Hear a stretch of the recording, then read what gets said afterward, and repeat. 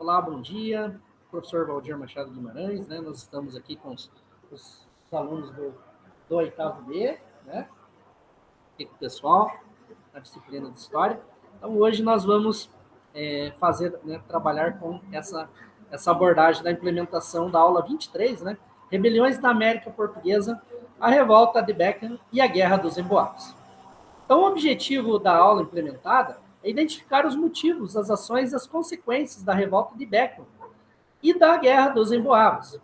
A técnica de gestão de sala de aula vai ser o questionamento dirigido.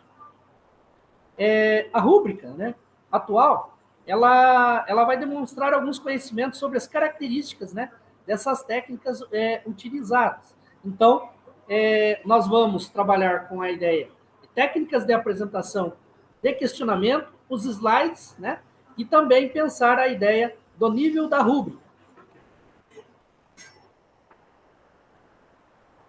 Então, o nosso componente, né, curricular é da aula de História, né, a turma é o oitavo B, e o objetivo da aula é identificar os motivos e as ações e as consequências da revolta de Beckham e a Guerra dos Emboabas. Né? Técnica de gestão de sala de aula, de surpresa e todas as mãos. Né?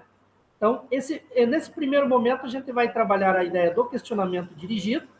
No segundo momento, por meio de quais da identificação dos motivos e as ações que compuseram a revolta de Beckham, pensando a Guerra dos Emboabas como um mecanismo do processo social, político e econômico frente a esse cenário, né, no século XIX.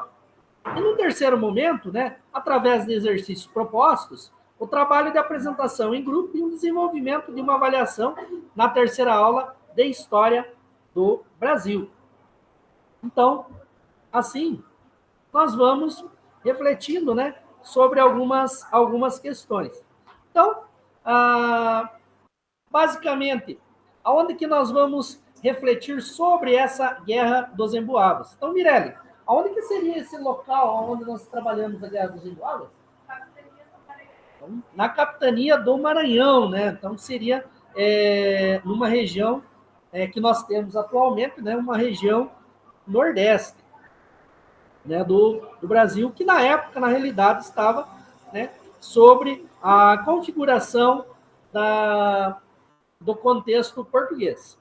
Então, no século XVII, o Nordeste era um centro da economia colonial, né, e a produção do açúcar foi fundamental para esse domínio de Portugal se efetivasse no Brasil. Então, além da produção açucareira, existiam também outras atividades importantes, como o algodão, o tabaco e a pecuária. Já no século XVII, o açúcar produzido no Brasil perdia mercado para o açúcar produzido no Caribe, e também pelos holandeses, e a coroa vai aumentar com isso a pressão de suas colônias. Então, se nós pensarmos, Oscar, qual seriam os séculos assim desse processo de revoltas no Brasil?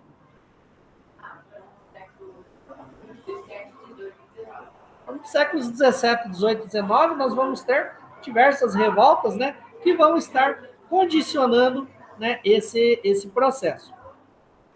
Então, nós vamos ter ali, igual a aluna Mirelle, né, comentou, que seria a capitania do Maranhão. Né? Assim como outras regiões da colônia, o Maranhão enfrentava diversos problemas. Falta de mão de obra, tornou-se um problema para os colonos. Por quê? Porque eles não podiam escravizar os indígenas, né, que exerciam muitos trabalhos. Então, a escravização dos indígenas foi duramente combatida pelos jesuítas e proibida em 1680.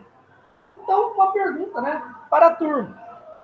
Quem eram os jesuítas e quais seriam os objetivos juntos aos indígenas? Principalmente, né, respondendo de antemão para vocês, principalmente a ideia da catequização dos índios, ou seja, levar essa ideia de Jesus, levar essa ideia do catolicismo para os indígenas, que naquele período possuíam o quê? Religiões, principalmente religiões ligadas à natureza e processos místicos ligados à natureza, né? Então, é nesse sentido que nós podemos refletir.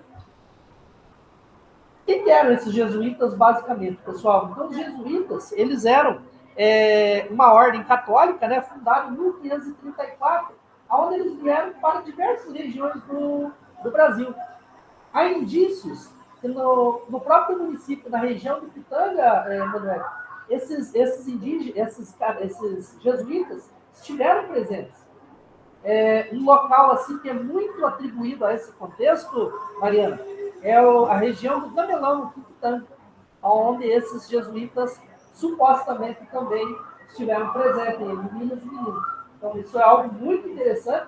Inclusive, nós podemos fazer uma abordagem com fotos, com vídeos também, dessa passagem dos jesuítas aqui, direto, em nossa região central do Paraná. Então, a evangelização dos povos nativos, né, esses padres jesuítas tiveram um papel central no combate à escravidão dos povos indígenas na América. Então, isso aí foi um grande fundamento, né, dentro desse contexto.